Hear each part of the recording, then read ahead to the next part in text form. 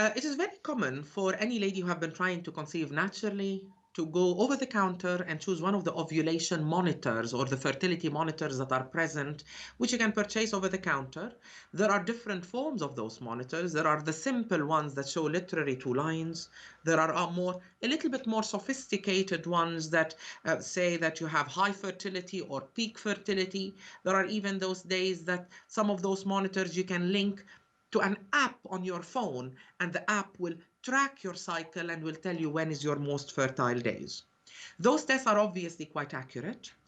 Most of the time, they do mention that the LH, which is the hormone of ovulation, is high around ovulation.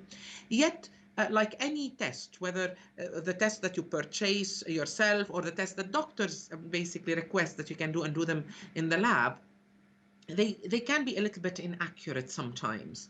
For instance, the tests for ovulation are notorious not to give very accurate results in ladies with cycle extremes. By cycle extremes, I mean ladies who have a very short cycles and the ladies who have very long cycles.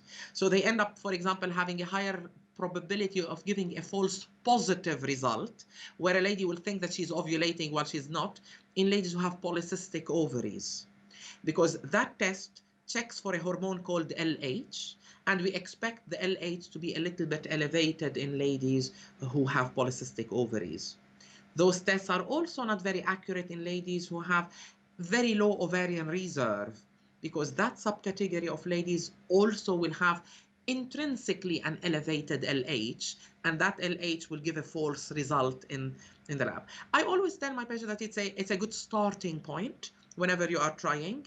Sometimes one of the drawbacks is that it makes the timing to time intercourse a little bit more mechanical, a little bit more medicated, and some couple might feel the stress that we have to perform on this day and that day. That might increase the stress around the fact of fertility trying to conceive. So this is one of the drawbacks.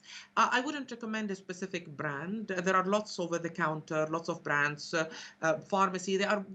Most of them are quite as accurate. They always range in accuracy between 96, 97%. Always try to read the insert to make sure that you are doing the test at the right time of the day, because I know that some of my patients, for example, they get into the habit of checking more than once the test per day, which is not a very healthy habit. It does increase the stress as well. So make sure to follow the manufacturer's advice, but it's a good starting point in ladies trying to conceive.